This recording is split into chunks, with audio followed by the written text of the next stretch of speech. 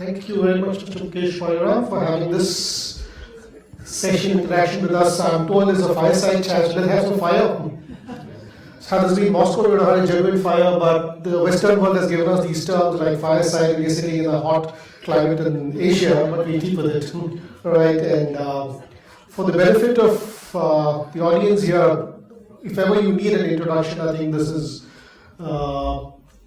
who I have seated with me is an individual who's been driving retail across the region for more than 200 brands across 10 countries, if I'm right. As of yesterday it was 10, and today is it 10? Oh, it's in here, right. Lovely, okay. And one point I could probably suggest for scaling up your business is I just checked on the number of brands you have, and I think every alphabet of the English alphabet is covered. A, B, C, you have brands. I think X and Y are missing.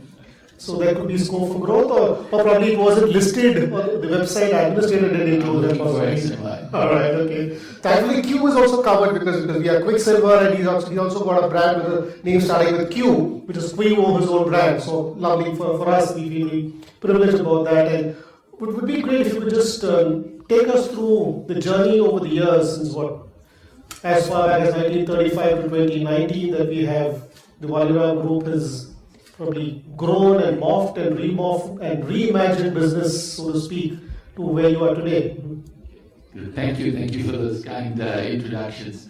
So we got lucky. We say we are the accidental retailer. The company has been around for a long time, and we are the third generation inside a family business. So my brothers and I run the current business, which is very focused on retail, lifestyle, and a little bit now we're saying tourism. So what we essentially were doing for many years, my grandfather, my father, we used to buy stuff, we used to add a margin, and we used to sell stuff. So it's known as a trading business. A lot of you would have been exposed to such commercials. This is where entrepreneurs started. So as businesses evolved, as infrastructure grew, as the digital landscape started to come along, we saw that there was an opportunity to move from non-branded to branded. We knew that created perceived value that was immense. And so we started to focus and shift our attention into brands and product that spoke to everyone, high, mid, low, and then now more so into experiences and tourism product as well. So as a result of that, we started off in what is known as travel retail. So we started in airports.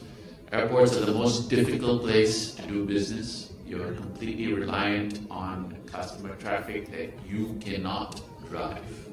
It's the airlines that need to do that. So if the airlines are not flying planes, or if travelers decide that they want to stay at home, there's no way to influence it.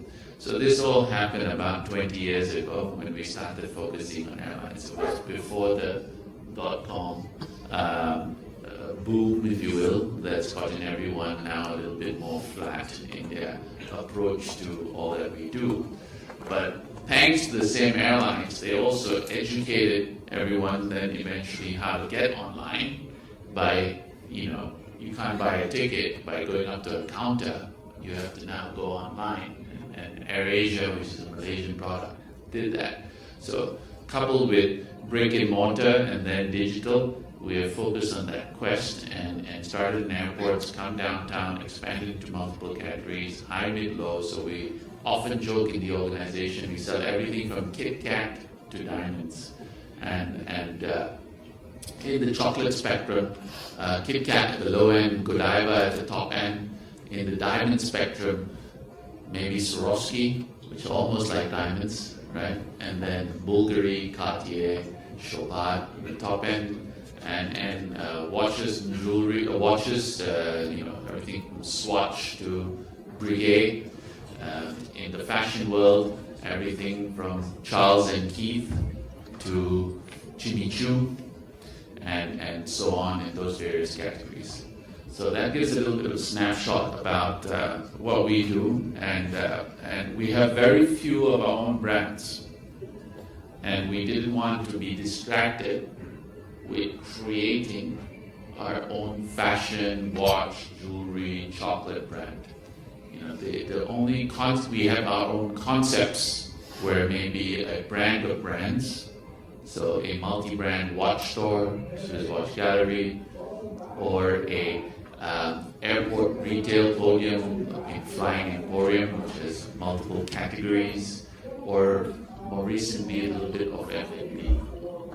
All right, yeah, the F&B is the Primo is your F&B brand. Right. You've got a Narodi as well, which is, so you've got on that segment of the market as well. And interestingly, each of the brands that you cover and represent are all hugely aspirational brands. Not every consumer will probably own them currently at any point in time, but probably certainly aspiring to own them, which implies a very giftable brands.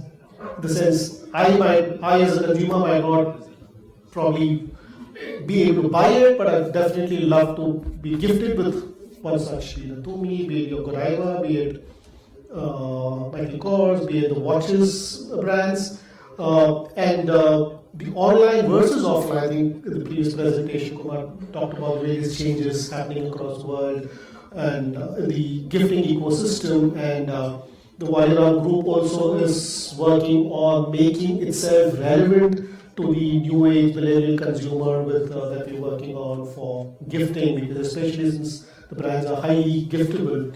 Would you want to share your perspectives on that? Because not everything which works in other parts of the world might work here, or would need to be revamped, reimagined for this part of the world. Any thoughts on that, Kesh? I think the first thing that we're dealing with, which is very different than some of the examples that we saw from the US or India, is if I speak about a Singaporean context, it's population, right? And the next thing is the ease of getting from one end of Singapore to another end of Singapore. Different to maybe Indonesia, where the population is large and more difficult to travel from one end to another with speed. So I think that in terms of tailoring that experience and where things will thrive further in the gift card space or the digitization of the experience of, you know, the paper voucher which we receive in the mail, whether it's from the bank or from loyalty programs that we may be associated with, is the notion of how do we get it through all the clutter that already exists in someone's hand or pocket in their phone. So everyone, you know, at any given time in any room, you'll have, you know, 30, 40 people, you know, waiting for it to vibrate, waiting for it to talk to you, right? And this is where we need to penetrate through and make it a little different. And you know, I'm more, you know, I see what's happening in the Singapore lens, I see what's happening in Southeast Asia, more than I see what's happening in India. But depending on the market, I think that adapting success campaigns and technology over here will propel, because the base is so low. And the other different thing is the technology is not going to work unless the partner, the retailer, the bank, the person funding the card is giving something meaningful to the consumer. So if it's a plain vanilla pay 50 for 50, I think it will be a challenge. If it's pay 50 and get 60, it makes it easier. But this is when you have to use the channel to drive incremental business and think about that uplift in a marketing context and to break through that clutter. A good point, because we've got various players from the ecosystem out here from various parts of the region, the distributors, the resellers, the online platforms. and brand owners themselves here. So I think it behoves on each of us in the category to make it relevant for the consumer of the market out here. It's interesting that we are sitting here, which was supposedly the first general post office of Singapore and the best post office of the region. So we are all going to be creating the new age post office of gifting, where you're going to be sending out gifts across the region, seated here in this place and chalking out the roadmap for this and what's going to transpire over the next 5 years, because this part of the region is supposed to be the fastest growing for gifting in the world. As the presentation alluded to, that Asia Pacific is going to be growing faster than the Americas, faster than Europe, faster than other geographies for gifting over the next 5 years. That it's where the market itself is going to be $700 billion annually by 2024 with Southeast Asia. And I think brands like yours and with you at the helm of affairs would probably need to see for yourself what kind of a role and how big the category is going to be. But as you said, the consumers don't want to just buy into it because it's succeeded in the US or succeeded in Europe. How is it going to be packaged? And even within, probably within a home itself, one brother to another brother, brother to sister, we're going to be so very different, and humankind is going to be so very different. So it's challenge for a brand like yours. You cater to Russia, from Russia to Indonesia to Brunei to New Zealand. How do you handle the complexities and diversities of human taste? Or is there a homogeneity in that sense of the segments that you address? Yeah, the fortunate thing is we let the brand shine. So we leave the product assortment and creation to the brand. So in our world, whilst the geographies may be very different and the nuances may be very different, at the end of the day, the brand wants to speak with, one voice. They may have, tailored sizing depending on the market. They may have certain silhouettes or designs that suit different temperatures depending on seasonality. But essentially, it's one brand, one voice. Where we are breaking through in this particular space is, I think, what Amazon is doing today, which they become an aggregator of a lot of different things. And if you have Amazon credit, you can use it anywhere in the world. And similarly, we're thinking like that. The world is becoming more flat, and we need to provide more and more seamless and easy ways of connecting with the consumer and making it even simpler for them to transact. Whether that be great customer service in store or online, whether that be through always available product.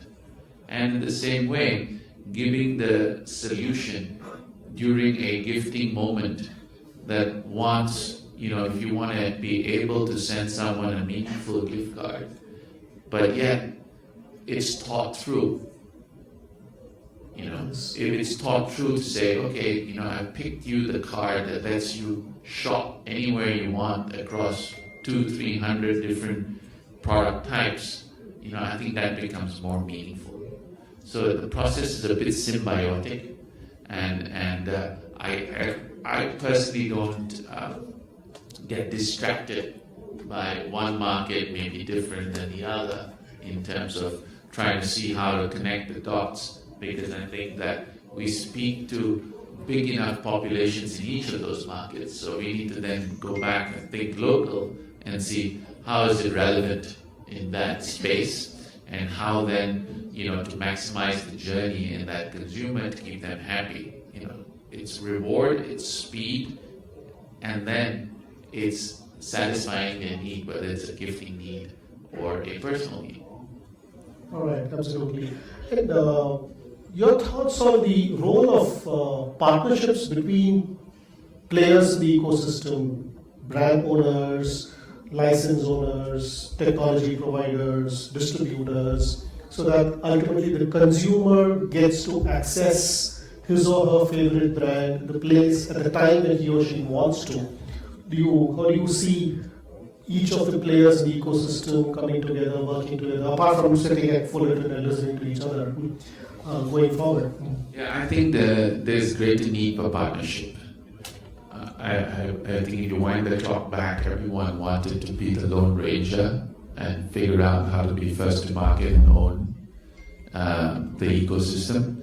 And I believe that having appropriate, whether it's technology, brand, or CRM partners, is so important in this quest, and aggregation of different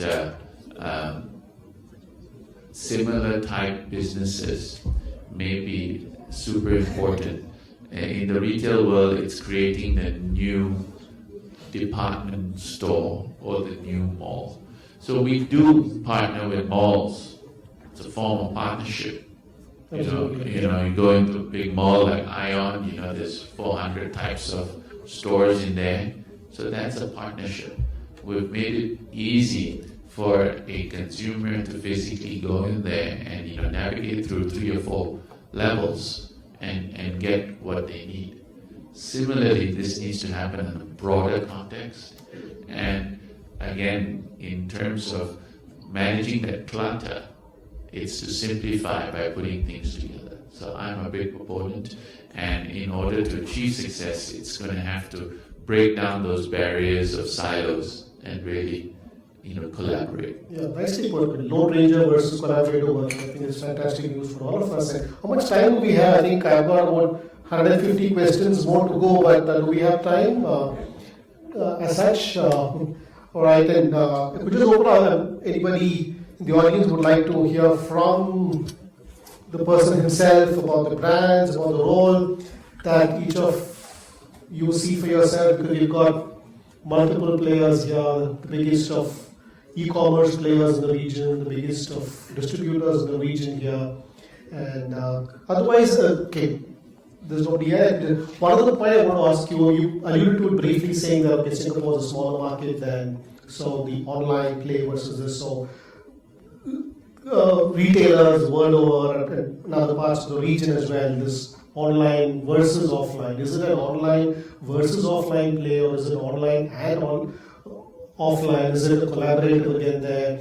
Does the consumer really bother, or is it only the margins at play which are really question at hand, especially for brands of your kind, retailers of your kind, where a large part of it is the experience, the sensory aspect of the experience rather than just the pricing aspect of it. So what role do you actually see going forward in the region? Yeah, it's tough. It's this one is all over the place. So if you can get around authenticity, and then you trying to address the point on experience and the glamour associated with going into the store, treated well, given a cup of coffee or a glass of champagne, and then mesmerized to buy something of substance. But if you can guarantee authenticity and it's 30% cheaper than that store, then the glass of champagne and being treated well is irrelevant. Okay. Right? It will move exponentially towards online. So pricing harmony is critical in this space. Having said that, it's so difficult to do. So a lot of brands of repute are trying to, rein in any partnerships they may have had that will cause this mismatch in terms of pricing integrity, because people want to buy with confidence. If they walk into a store and they see it for price A, and then they walk into another store and see it for price B, this causes a negative impact to brands. Right? Some brands may not care about this, or maybe using it as a tool to drive top line, mainly in the FMCG space, and sometimes in the in terms of value generation, if they're looking for exits and things like that. For the customer to be able to move between online and offline, that is the most ideal scenario.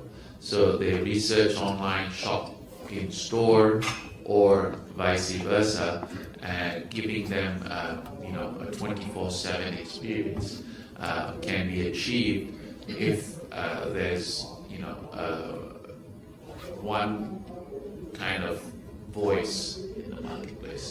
So what I see evolving over the next 10, 15, 20 years is boundaries are slowly going away. So where arbitrage used to happen with high tax rates or shipping costs or cost of operations. So Japan is more expensive to operate, so therefore all stores are more expensive. I think this will be wiped out in the next 10 to 15 years. We'll be living in a very, very flat priced economy. Some good examples are Apple. Apple prices their product pretty much on the same metrics in across the globe, subject to local VAT, which they're now starting to also look at, such that the take-home price is pretty much the same, not allowing for a lot of arbitrage to happen. So similarly, I think you will see, many retailers, brands following suit, and there will be, plus minus 3 to 5%, which will then all channels, online, offline, direct to home, direct to consumer, B2B, will start to flourish.